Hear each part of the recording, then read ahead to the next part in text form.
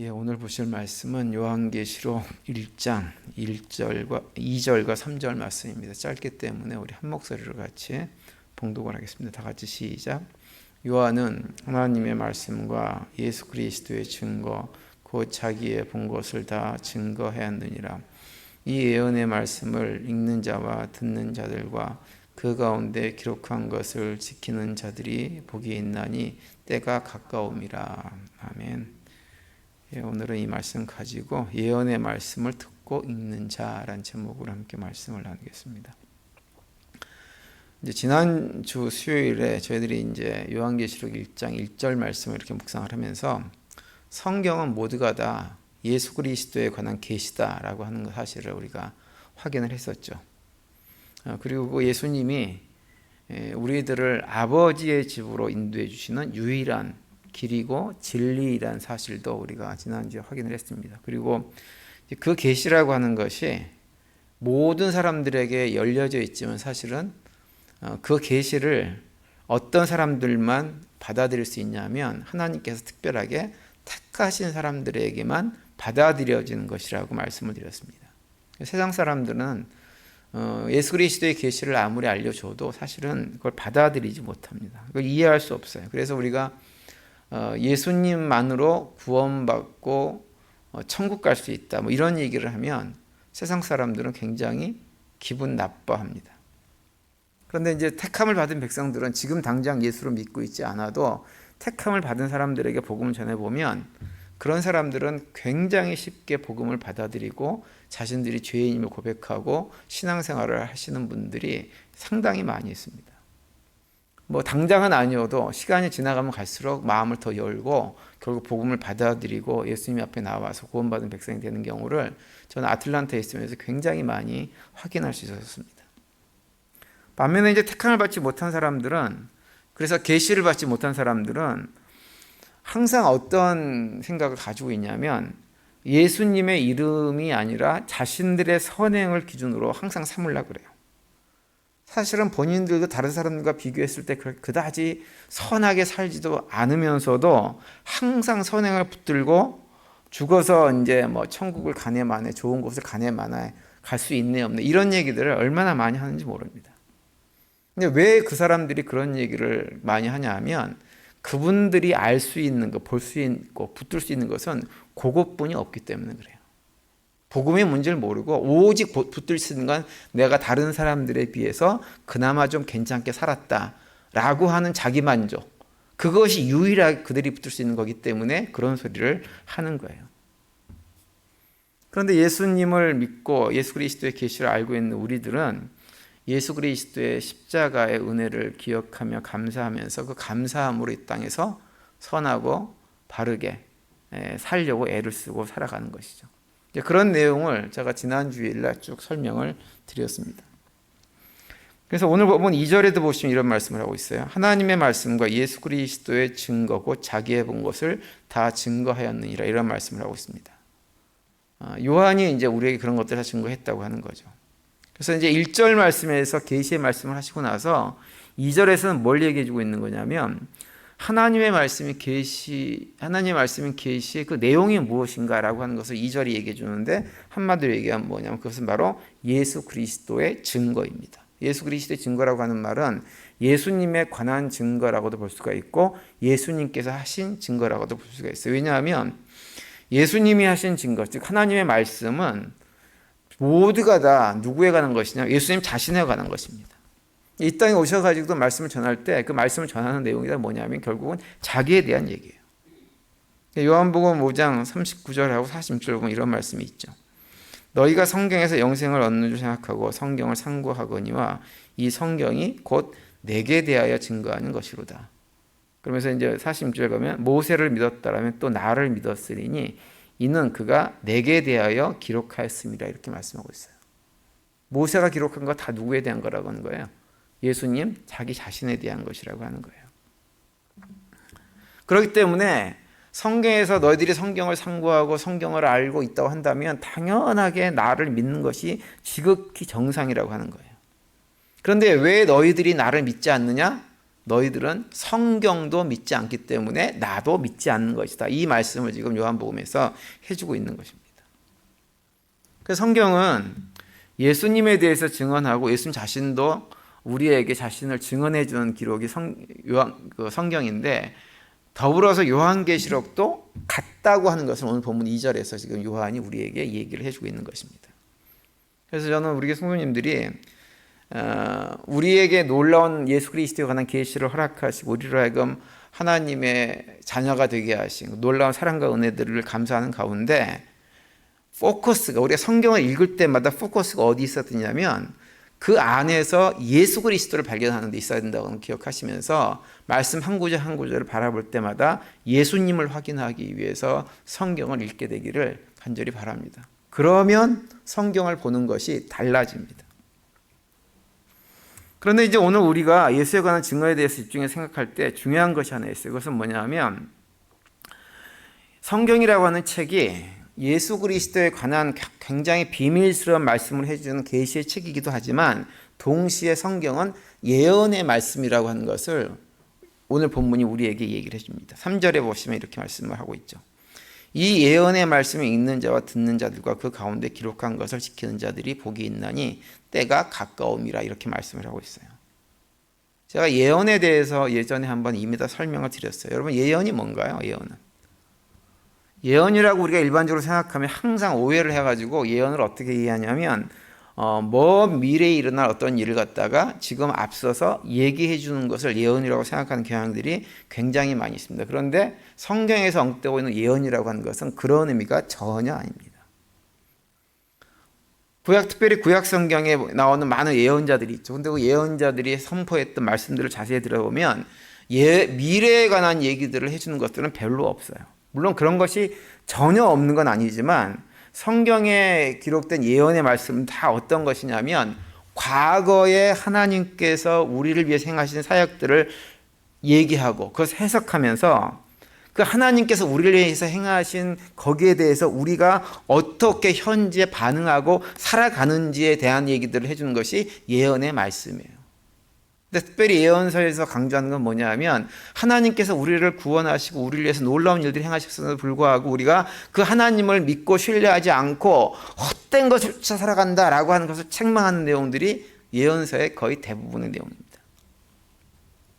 그래서 예언서를 읽어보면 한 8, 90%는 다 어디에 관한 것이냐, 현재에 관한 거예요. 미래에 관한 것이라고 할지라도 현재 이스라엘 백성들이 행하고 있는 죄악의 결과로 당연히 올 어떤 것에 대한 얘기일 뿐이지, 거의 대부분의 얘기가 현재에 관한 얘기들입니다.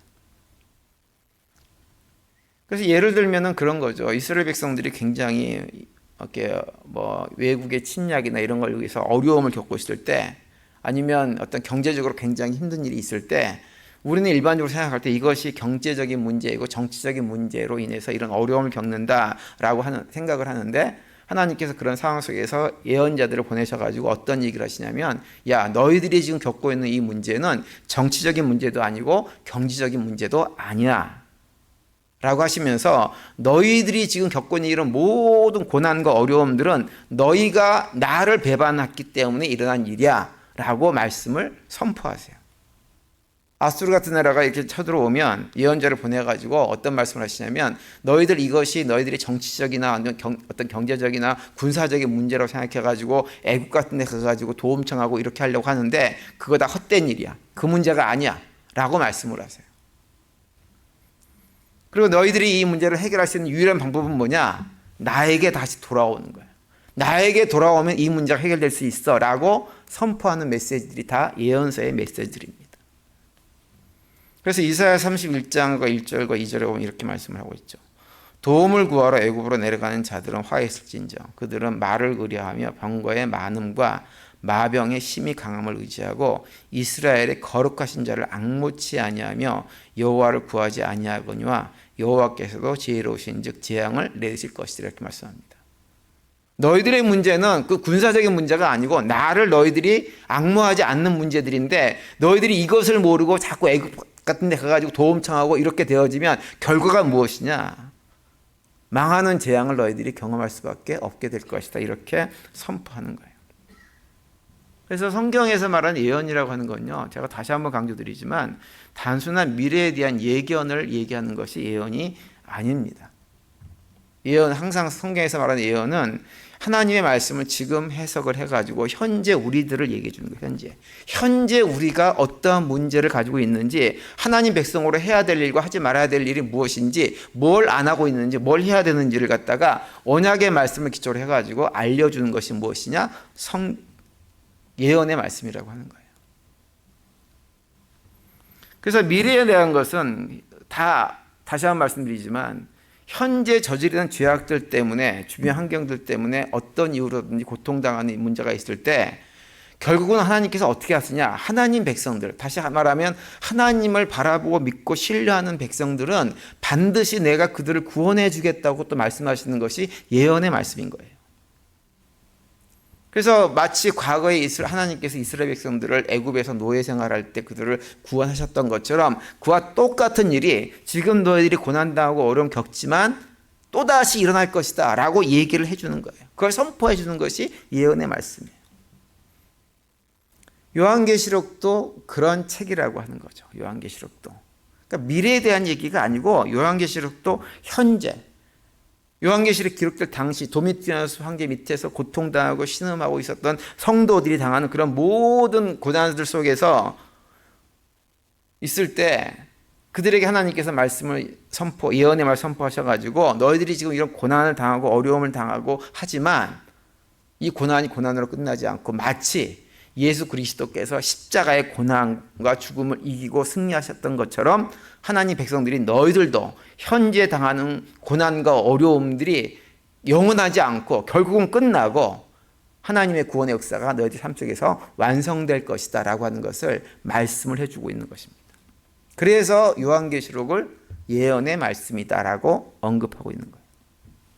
그래서 요한계시록은 예수 그리스도와 그분으로 말미암아 우리에게 주어지는 구속의 역사, 그리고 그 소망을 붙들고 살아가야 되는 성도들의 삶에 관한 얘기가 요한계시록 전반에 쭉 기록이 되어져 있는 것입니다.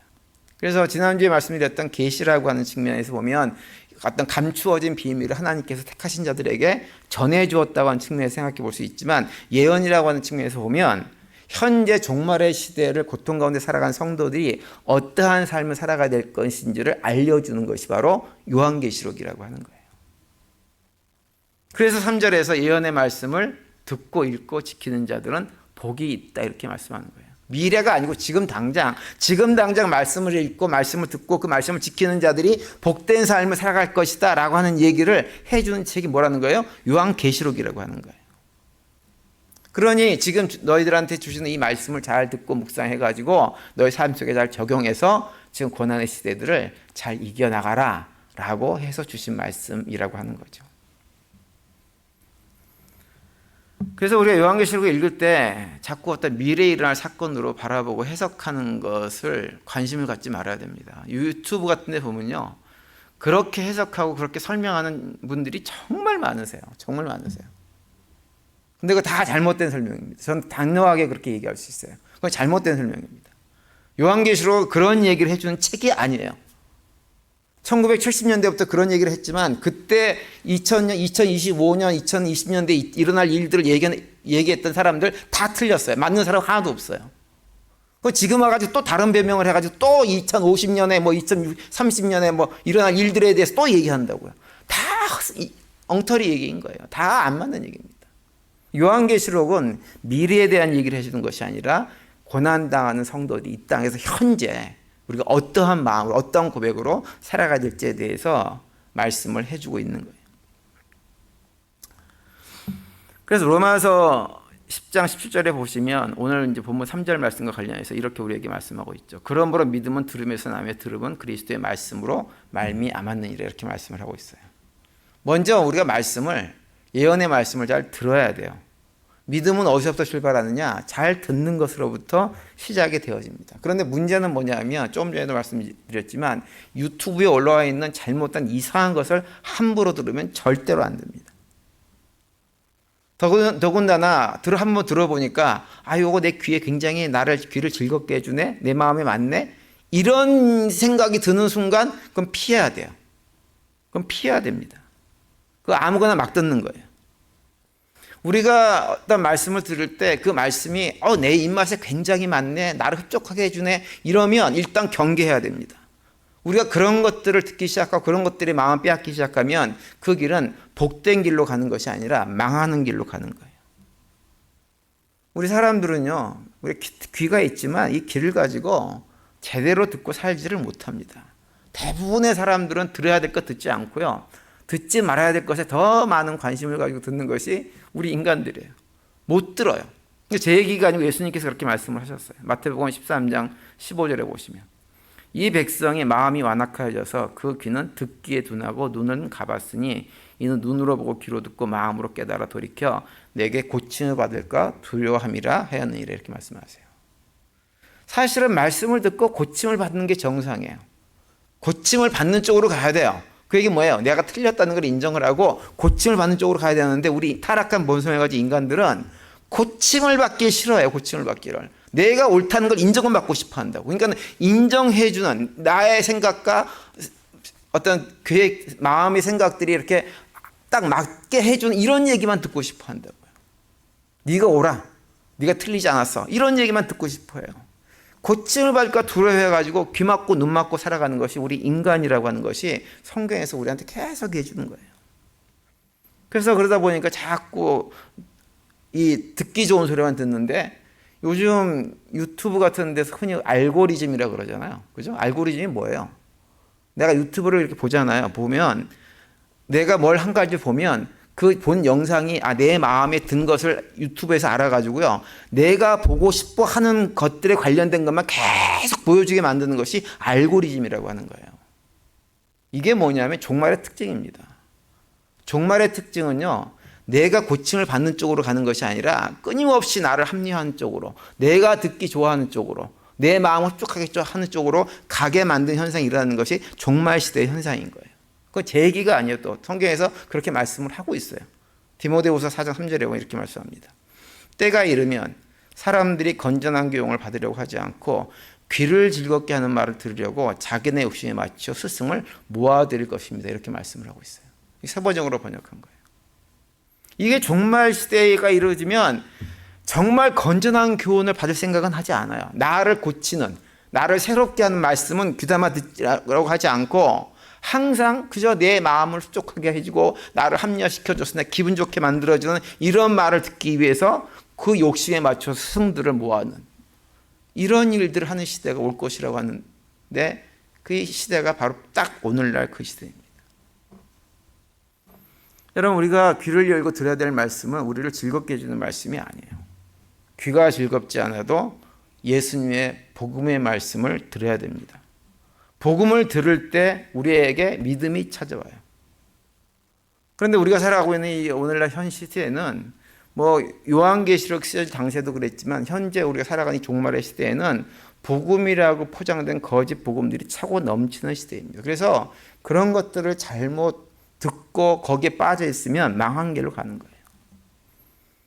제가 이것도 주일날 말씀을 드렸던 것 같은데요. 복음을 우리가 보통 영어로 굿뉴스, 그래서 좋은 소식, 그래서 듣기 좋은 소식이라는 생각을 많이 하는데요. 이건 정말 잘못된 생각입니다. 물론 복음에는 우리에게 듣기 좋은 얘기가 없는 건 아니에요. 왜냐하면 예수 그리스도께서 우리의 죄를 대속하셔서 우리의 죄를 사해 주셨다라고 하는 소리는 정말 좋은, 듣기 좋은 소리입니다. 마음을 흡족하게 만들어줘요. 이제 내가 죄인이 아니구나. 하나님 앞에서 의로운 자로 하나님께서 우리를 봐주시는구나. 얼마나 감사하고 좋은 얘기예요. 그런데 문제는 예수 그리스도께서 나의 죄를 대속하셨다는 사실은 무엇을 전제로 하는 것이냐면, 내가 뭐라는 거예요? 내가 십자가에서 못 박혀서 죽어야 되는 뭐라는 거예요? 수악한 죄인 중에 괴수라고 하는 얘기를 해주고 있는 거예요. 내가 그런 존재라고 하는 거예요. 내가 받아야 될 그 저주를 예수님께서 대신 받으셨다고 하는 거죠. 그렇기 때문에 복음이 선포되어지면 하나님께서 우리를 사랑하셔가지고 그 놀라운 일을 하셨구나라고 하는 놀라운 감격이 있지만, 동시에 그 자리에 내가 있어야 됐는데 라고 하는 나의 어떤 죄에 대한 각성이 일어나가지고 나로 하여금 회개의 자리로 나가지 않으면 안 되게끔 만들어주는데, 이것이 굉장히 괴롭고 힘든 일인 것입니다.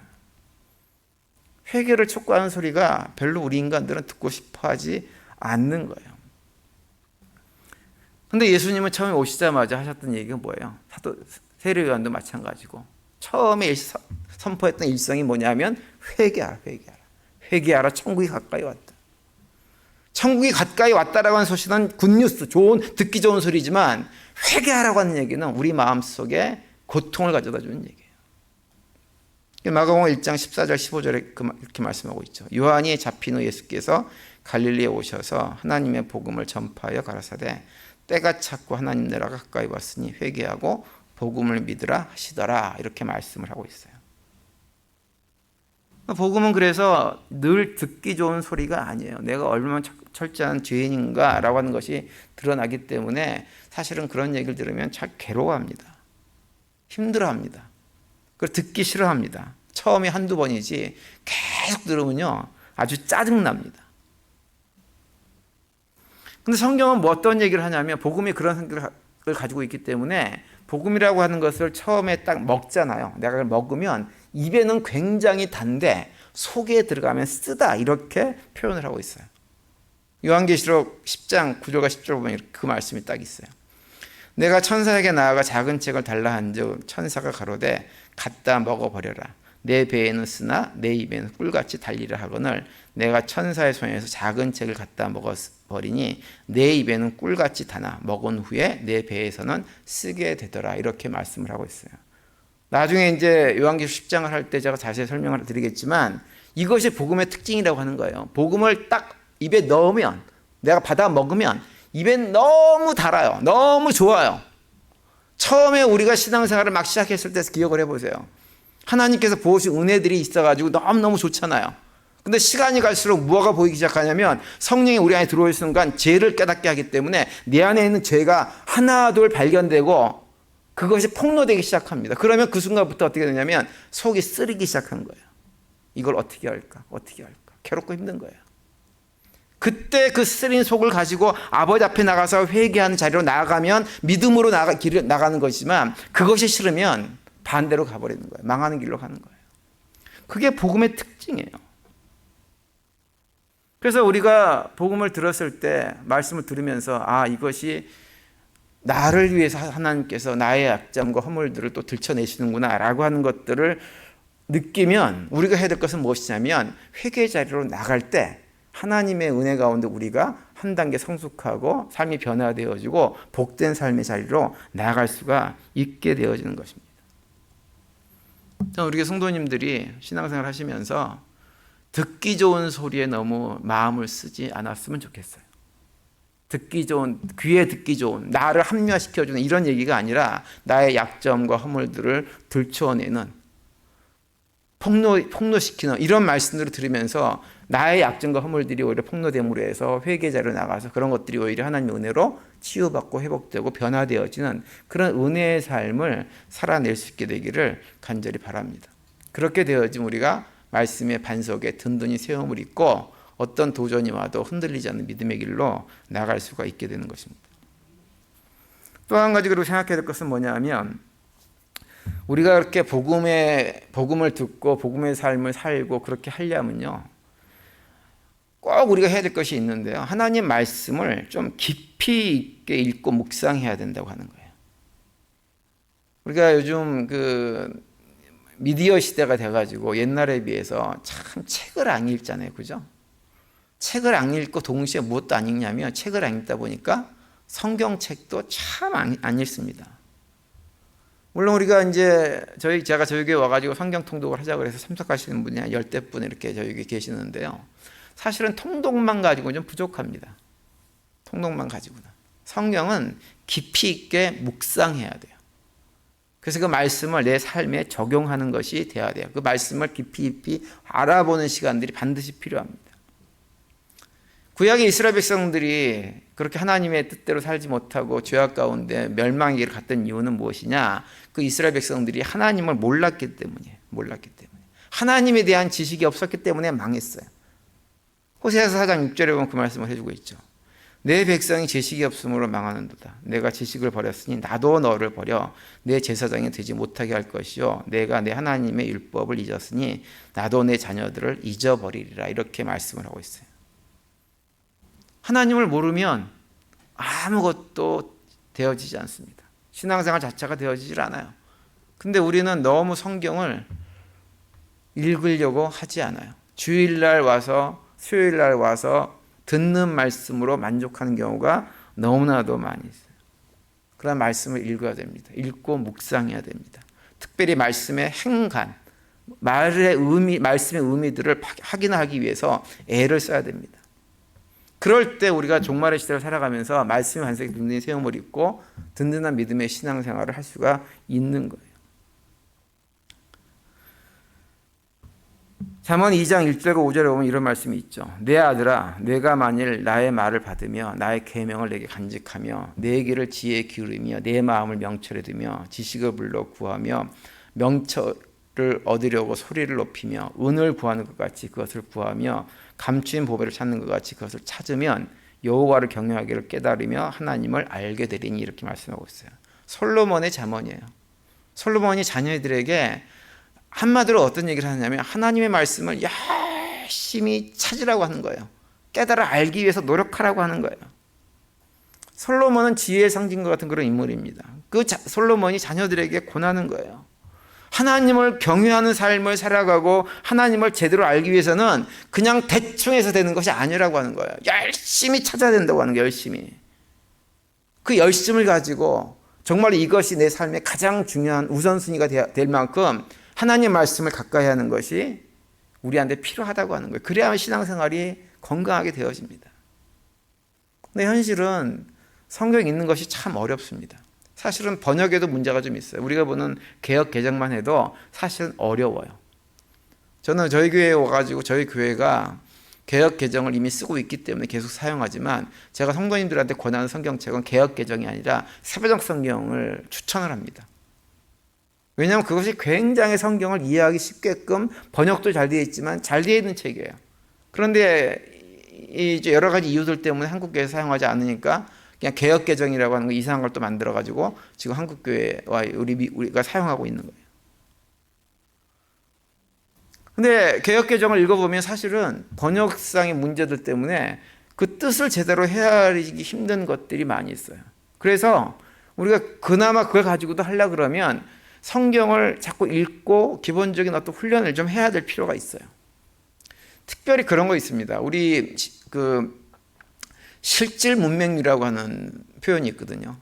그게 뭐냐면 문서 해독 능력이라고 하는 거예요. 줄여가지고 문해력 그렇게 얘기하는데요. 문해력은 뭐냐면 어떤 글을 성경 같은 책을 읽으면서 그 책의 의미들을 제대로 이렇게 파악할 능력이 있는 것을 문해력이라고 그래요. 그런데 그 파악할 능력이 없으면 없을수록 문맹률이 높다, 실질 문맹률이 높다 이렇게 얘기를 합니다. 우리 한국 사람들 같은 경우는 사실은 우리 한글 자체가 세종대왕께서 너무 잘 만들어 놓으셔가지고 읽고 쓰는 데는 큰 어려움 없이 다 하시는 분들이 한국 사람이에요. 한국 사람들처럼 이런 어떤 문맹률이 떨어지는 나라는 없어요. 일반적인 문맹률이 떨어지는 나라가 없어요. 모든 사람 대부분이 글을 읽고 쓴다고요. 우리 문자로. 근데 재밌는 게 뭐냐면 OECD 22개국 가운데 실질 문맹률은 가장 떨어지는 나라가 어디냐면 우리 한국이에요. 그러니까 책을 읽고 그 말의 의미를 제대로 파악하지 못하는 사람들이 너무 많다고 하는 거예요. 거의 75%의 사람들이 실질 문맹률을 가지고 있다라고 얘기를 합니다. 굉장히 심각한 거죠. 근데 왜 그렇게 됐느냐? 우리 한국은 어렸을 때부터 책을 읽고 토론하고 대화 나누는 것을 훈련을 거의 안 시킵니다. 뭐만 시켜요? 답 찾는 것만 시켜요. 답 찾는 것만. 학교에서. 그것만 열심히 가르쳐요. 뭐가 정답이다. 이것만 가르친다고요. 애들하고 책 읽고 토론하고 대화 나누고 상대방 얘기도 듣고 내 생각도 발표하고 이런 것들은 거의 가르치지 않습니다. 그러다 보니까는 글은 다 읽고 써요. 그런데 실제적으로 그 책에서 얘기하는 의미들을 제대로 파악한 능력은 떨어지는 거예요. 문해력이 떨어지다 보니까 항상 생기는 문제가 뭐냐면 남의 쓴 글에 대해서 오해를 참 많이 합니다. 특별히 우리도 경험을 해봤지만 카톡방 있죠. 단톡방. 여기다 글 한 번 잘못 썼다가는 어떻게 된다? 난리가 납니다. 난리가. 쓴 사람은 그런 의도가 아니에요. 그런데 그걸 잘못 오해하고 해석을 해가지고 막 자기 마음대로 해석해가지고 화를 내고 막 거기다가 온갖 글을 다 쓴다고요. 그러면 또 그걸 또 읽은 사람이 또 오해를 해가지고 또 글을 쓰고. 우리도 그런 걸 한번 경험해 봤잖아요. 그죠? 그런 일이 벌어지는 거예요. 이게 왜 그러느냐? 문해력이 떨어져서 그래요. 실질 문명들이 높아가지고 그런 거예요. 그러다 보니까 우리가 성경에 읽는 것도 어려움이 있어요. 사실 우리는. 미국 사람들, 서양 사람들에 비해서 훨씬 더 성경에 대한 이해도가 떨어집니다. 그래서 성경을 좀 제대로 읽으려면 훈련이 좀 필요해요. 그냥 되지 않아요. 그래서 나중에 이제 제가 기회가 되면 성경 묵상하는 훈련도 교회에서 여기에서 시작을 하려고 생각을 하고 있어요. 그리고 지금 제가 하고 있는 건 주로 뭐냐면 가급적이면 우리 성도님들에게 성경 전체의 그림을 좀 보여드리고 싶어서 제가 애를 좀 많이 써요. 성경 전체가 얘기하는 주제가 무엇인지, 핵심 메시지가 무엇인지를 반복해서 제가 설명을 드리려고 합니다. 근데 어쨌든 이제 우리가 하나님 말씀대로 복음을 붙들고 잘 살려면요, 하나님 말씀을 읽고 묵상하는 것 정말 필요합니다. 그래서 신명기 6장에서는 또 우리한테 이렇게도 말씀하죠. 너는 또 그것을 내 손목에 매어 기호로 삼으며 내 미간에 붙여 표를 삼고 또 내 집 문설주와 바깥문에 기록할지니라, 이렇게도 말씀을 하고 있어요.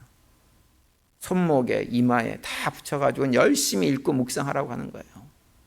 그렇게 할 때 우리가 하나님이 주신 말씀을 제대로 깨달아 알 수가 있고, 말씀을 깨달아 아는 것만큼 하나님께서 우리에게 원하시는 삶이 무엇인지도 알 수 있고, 그걸 통해 가지고 거룩 하나님 백성으로의 삶을 신실하게 살아낼 수가 있는 것입니다.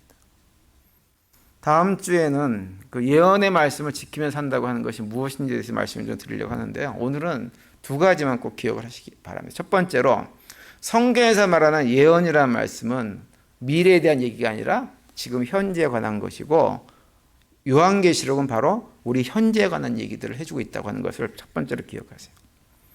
그리고 두 번째로, 우리의 지금 현재를 위해 주신 말씀들을 바르고 제대로 읽으려면 훈련이 필요하다는 걸 기억하시고, 우리 스스로 말씀을 읽기 위해서 훈련해야 되는 것을 기억하시기 바랍니다. 그렇게 될 때 우리가 참된 복음을 붙들고 믿음의 생활을 할 수 있다고 하는 사실을 마음에 품고 있을 수 있게 되기를 간절히 바랍니다. 저는 우리 모든 성도님들이 우리가 살아가는 시대가 종말의 시대예요. 이 종말의 시대에 우리에게 주신 예언의 말씀의 책을 묵상함으로 해가지고 그 말씀을 통해서 우리를 위로하시고 격려하시고 세워주시는 그 은혜의 말씀들을 기억할 뿐만 아니라 또 우리의 삶이 새롭게 한 단계 변화되고 성숙되어지는 길로 나갈 수 있는 우리 모두가 될 수 있게 되기를 간절히 바랍니다. 돌아온 한 주간도 그런 고백, 남은 한 주간도 그런 고백 가운데 승리하시고 또 신겨주는 평강을 누리며 살아가는 복된 남은 한 주간이 되시기를 간절히 축원드립니다.